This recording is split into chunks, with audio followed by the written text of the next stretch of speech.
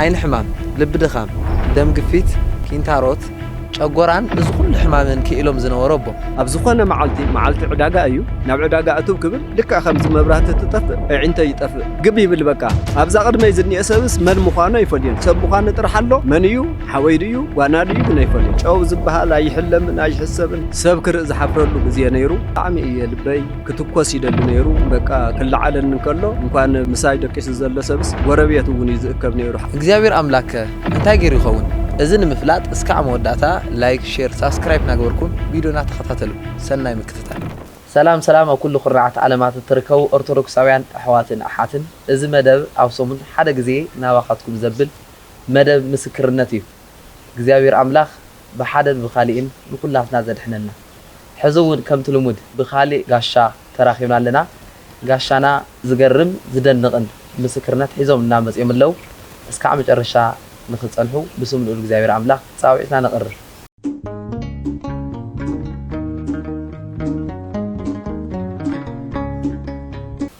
እሞ ጋሻና መጀመሪያ ሽሞምን ዘግልግልሉ ደብርን የፋልጡና መጀመሪያ እዚ ቃለ ምስክርነት ንመሃብ ንዘብቃዕኒ ልዑል እግዚአብሔር ክብር ምስግና ይብጽሐዮ ሽመይ ሃለቃ ታደሰ ቢረጋ ጨርቆስ ይዝበሃል ዝተወለድ ኩሉ ቦታ ያው ናብ ዓድዋ ኮይኑ ዓድዋ ወረዳ ኮይኑ ጣብያ ስምረት እዩ ሕዚ ዘለኹሉ ግን ያው ዓድዋ እዩ ማለት እዩ ኣብ ዓድዋ ኣብ እንዳ ተክለ ሃይማኖት ቤተ ክርስቲያን እየ እሺ ጎይታ ሃለቃ ውልደቶም ጀሚሩ አተዓባቢኦም ንቤተ ክርስቲያን ዝመጽሉ አገልግሎቶም ከመይ ነይሩ መቸም ናብ ቤተ ክርስቲያን ዝመጻ ሁሉ ነገር ከምቲ ኩሉ ውልደ ቤተ ክርስቲያን ያው ቆልዓ ኮይነ ፊደል መውጻር ጀመርኩ ኣብ ቤተ ክርስቲያን እዩ ማለት እዩ ኣብ ዝተወለድ ኩሉ ከባቢ እዩ ፊደል ኣብ ቤተ ክርስቲያን መውጻር ጀመርኩ እናበልኩውን ያው ግብረ ዲቁና በጽሐ ማለት እዩ ቀዲሰ አገልግሎት እናሃብኩ ጸኒሐ ማለት እዩ ኮምናለ ብዙሕ ግዜ ብቻ በስቲ በተዋ ናብ ዝነበረ ሽግር ብዙሕ ብኡ ክቅጽለ ይከኣልኩን ዘቋረጽ ኩሉ እዋናት ነይርን ማለት እዩ ካብ ቤተ ክርስቲያን ዝርሓቅ ኩሉ ግዜታት ነይሩ እዩ ብሰንክት ዝነበረ ናይ ደርግ ኩነታት ብኡ ገይረ ክቅጽለ ይከኣልኩን ኣብ መንጉኡ ተጋዲለ ማለት እዩ ከምቲ ኩሉ ሰብ ዝጋደሎ ነቲ ዝነበረ ስርዓት ኣብ ሃይማኖትና ናብ ማሕበረሰብናን ሽግር ዘብጽሕ ዝነበረ ስርዓት ዝነበረ ብወቅቱ ያው ከም ሃገር ያነውን ተጋዲለ ድሕሪኡ ተመሊሰ ናብ ቤተ ክርስቲያን ዋላ እኳ ከምቲ መጀመሪያ ዝነበረ አገልግሎት እንተዘይሃለወ ሕጂውን ያው ኣብ ቤተ ክርስቲያን እየዘለኹ ማለት እዩ እስቲ ካብ መጀመርታ እቲ ምስክርነት እግዚአብሔር አምላክ ዝገበረሎም ኣብ ቅዱሳን ሓዲሩ መዓዝ ዕለቲ ነይሩ እንታይ ገጢምዎም እቲ ፈተናኸ ከመይሎም ሓሊፎሞ እግዚአብሔር አምላክ ከመይ ገይሩ አድሒንዎም ቅዱሳን ሓዲሩ ብድንግል ማርያም ሓዲሩ ዝብል ትንተና ቢለም በደንብ ገይሮም ተገልጹልና እሺ ዋና ነገሩ እንታይ እዩ እምነት እንድዩ ሓደ ሰብ መጀመሪያ ከአምን ክኽእል ኣለዎ በድንግል ማርያም ድዩ በኻሎት ቅዱሳን ድዩ ብዝተፈላለዩ ማይ ጸሎታት ክድሕን ይይሉ ተኣሚኑ ጥራሕ እንድዩ እምነት እዩ እቲ ወሳኒ ዝኸውን ብድሕሪ ግን ኣነ እንታይ እምነት እዩ ነይርኒ ሓቅን ምዝራብ ማለት እዩ ኣብ ድንግል ማርያም ብጣዕሚ እየ ዝኣምን ማለት እዩ ኩሉ ግዜ እውን ውዕለይን ሓዳረይን ንዓ እየ ዝህባ ነይረ ማለት እዩ ስለ ዝኾነ ብዙሕ ሽግር ነይርኒ ካብ ኣኽሱም ማለት እዩ ዝገርም ነገር ማለት እዩ عقبت زوصحو عقبت يلن زتጓዓዝኩዎ መንገድ የለን ካብ ኣኽሱም ብቻ ማይ ጸሎታ ድልባምጽ ኣብ ገዛ የሰተ ነይረ ሰተ ሁሉ ምኽንያት እንታይ ነይሩ ሓደ ምስሊ በይ ዝተተሓዘ ዓብይ ሽግር ነይርኒ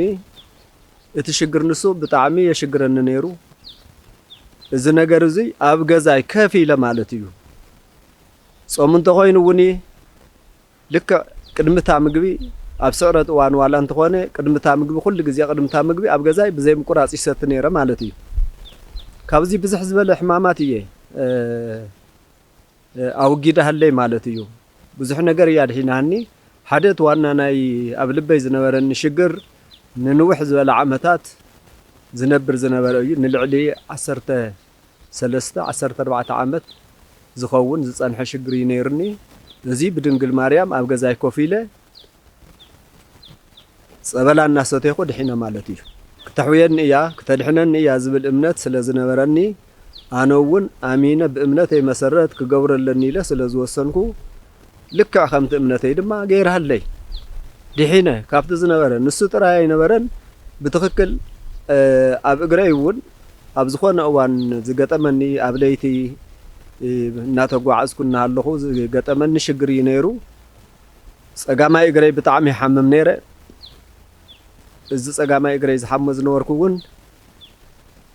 ሙሉእ ብሙሉእ ማለት እዩ ብዘይካ ምንም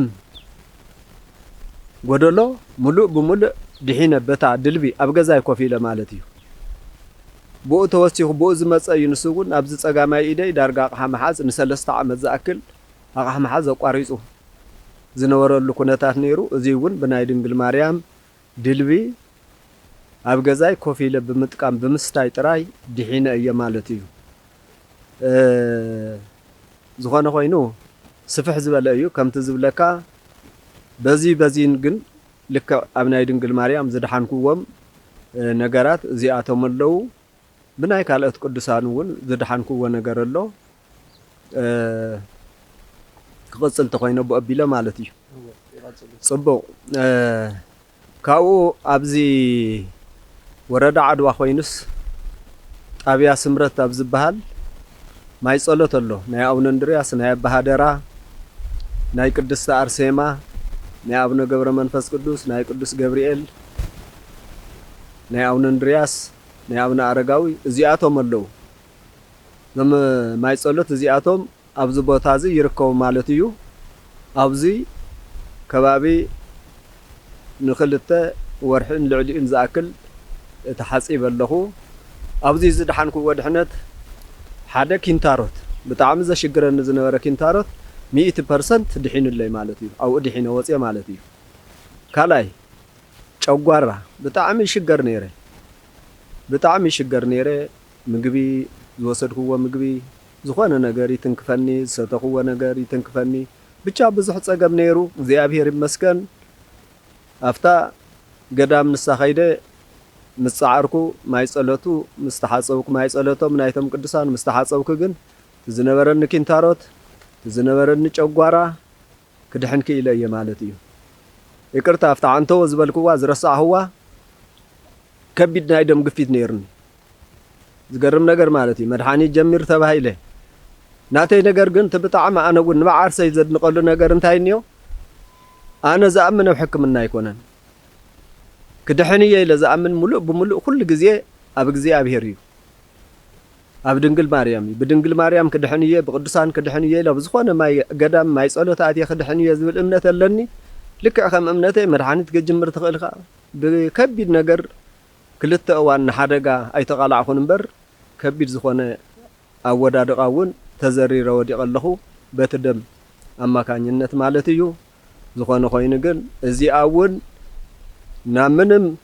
ርሑቕ ቦታ እንከይከድኩ ኸፍ ኢለ ኣብ ገዛይ በታ ዓንቶ ልክዕ ከምቲ ዓንቶ ዝገለጽክዋ ማለት እዩ ምስ ናይ ልበይ ዝተተሓሓዘ ሽግር ነይሩ ዝበልክዎ እቲ ደም ግፊት እውን ያው ምስኡ ዝተተሓሓዘ እዩ መድሓኒት ጀምር ዝተባሃል ኩሉ ግዜ ነይሩ መድሓኒት ክጅምር ኣይተረድአንን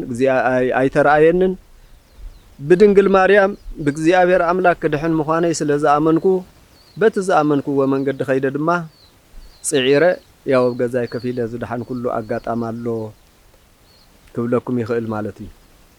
ካልእ ኣፍቲ እዞም ዝገለጽክዎም ኣብ ናይ ነባ ሃደራ ኣቡነ እንድርያስ ናይ ቅዱስ ገብርኤል ናይ ቅድስቲ ኣርሴማ ኢለ ዝዘርዘርክዎም ድማ ጨጓራ ብጣዕሚ የስሽገር ነይረ ኣብኡ ክድሕን ክኢለ ማለት እዩ ምእቲ ብምእቲ ሕጂ ዝደለኹ ወይ ሰቲ እግዚኣብሔር ይመስገን ዝደለኹ ወይ በልዕ ምንም ኣይብለኒ ጨው ዝበሃል ኣይሕለምን ኣይሕሰብን ሕጂ ብጨው እየ ዝምገብ ዝገርም ነገር ማለት እዩ كنتاروت نيرن بتاع زشجر كنتاروت أو ملء بملء دحين أي مالتي سلازي ቅዱሳን እንተ አሚና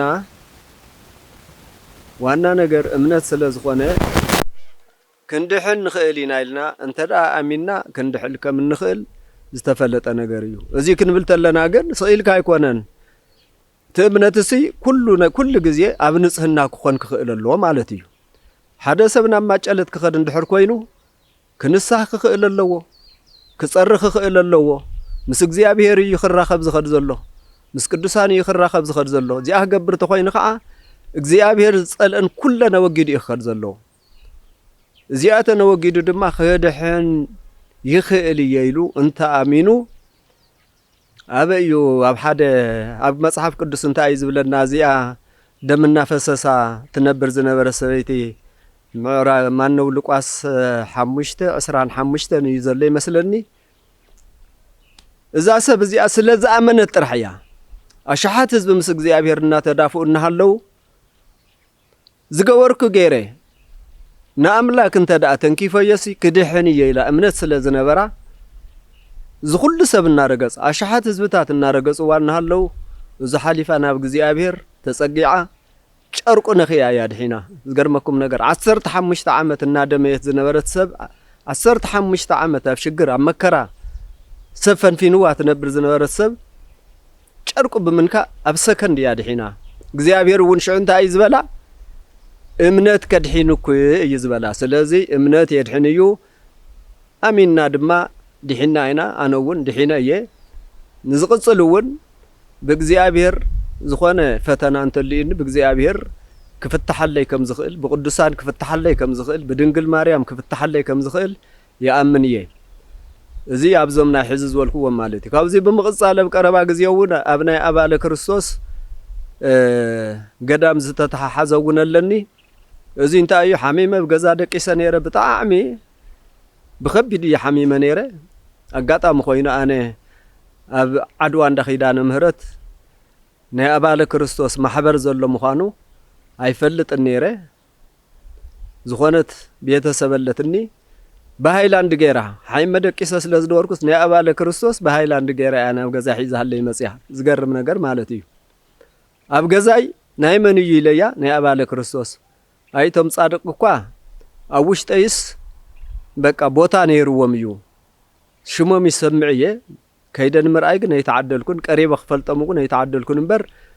ኣብ ውሽጠይስ ቦታ ነይርዎም እዩ ስለዚ ባዕሎም ዶ መጽዮም ናብ ገዛ ኢለ ተሓጒሰ ዝገርመኩም ነገር ሰለስተ መዓልቲ ሃይላንድ እያ ሰለስተ መዓልቲ እሰትየላ ተሓጺበላ ሃይላንድ ተለኸየላ እየ እምበር ሰትየላ እውን ይበሃልን ወይ ተሓጺበላ እውን ይበሃልን ምልካይ እዩ ነይሩ ኣብ ሰለስተ መዓልቲ ኣብ ዝገጸይ ብጣዕሚ ከቢድ ነገር